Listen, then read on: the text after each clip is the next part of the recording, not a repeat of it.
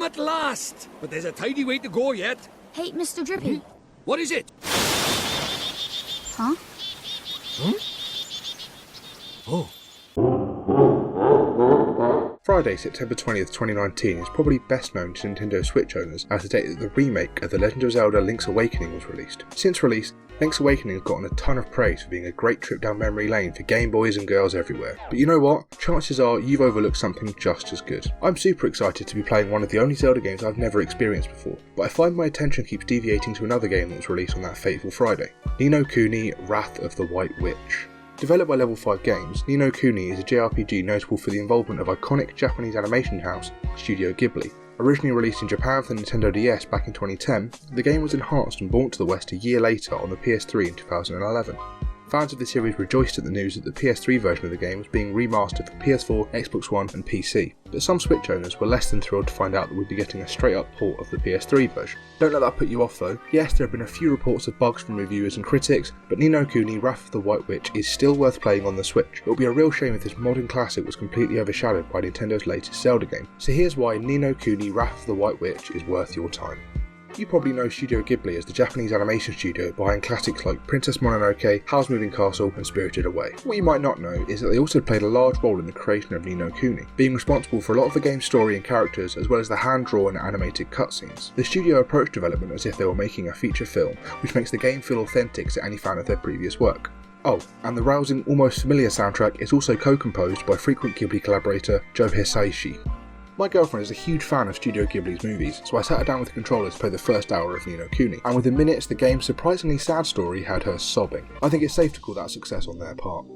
Level 5 and Studio Ghibli's collaborative efforts have created a game that feels like you're playing a heartwarming, wholesome animated classic. It's not just Studio Ghibli's involvement that makes Ni no Kuni worth playing, as Level 5's pedigree as a developer speaks for itself. Professor Layton, Yokai Watch and Fantasy Life are all beloved franchises that stand out as highlights of the DS and 3DS's libraries.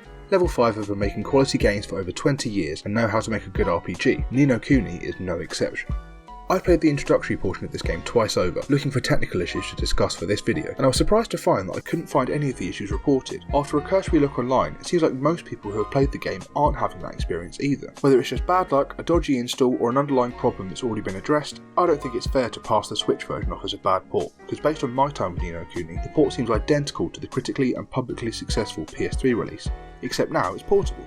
If you're the kind of gamer who doesn't buy every single new game that comes out and instead budgets for maybe 1 or 2 games a month, then I imagine you've had a pretty difficult September so far. There have been so many great games to choose from on Switch alone, so picking which one is the best use of your money is a minefield. How you value your money won't be the same as everyone else. You might prefer shorter, high quality experiences, as you don't need to dedicate dozens of hours of your precious time to finish them. If that's the case, then Link's Awakening's 10 to 15 hour adventure is perfect for you. If you're looking for a title that's got a bit more quantity as well as quality, then I think Ni no Kuni could be the game for you this September. As I said before, Ni no Kuni is an open world JRPG which should tell you something about the game's length and scope. The game should take you on average 45 hours to beat, if you're just going to stick to the story. If you're the kind of person that enjoys exploring every nook and cranny of a world and completing every side quest you come across, then you're looking at around double that. For a lot of people, Link's Awakening is a trip down memory lane. It's a one-to-one remake of a Game Boy game with a gorgeous new lick of paint, which means a lot of you watching this will have experienced the game in full already. Not to say Link's Awakening doesn't hold up or isn't worth playing on Switch, but it's hardly breaking new ground for hardcore Nintendo fans. However, Ni no Kuni is a game that was only available on a Nintendo console in Japan back in 2010, so to a lot of Nintendo gamers, it's a brand new experience. Even if you're not primarily a Nintendo gamer, there's a chance you might have missed Ni no Kuni when it was exclusive to PS3. However you cut it, this game could be a contender for your next favourite JRPG and you don't even know it yet. This sentiment is something that the Switch's library kind of thrives on, as all the previously Wii U exclusives are titles that most of the Switch audience is just discovering for the first time. Based on my experience, Ni no Kuni deserves the same revisit. After your trip back to Koholint in Thailand, I hope you consider checking out Ni no Kuni: Wrath of the White Witch on Nintendo Switch and let me know what you think in the comments down below or over on Twitter. If you like this video, please consider giving it a like and subscribing to our channel for more Nintendo news, reviews and analysis. While you're at it, make sure you click that notification bell so you know when our next video goes live. Until next time, bye bye.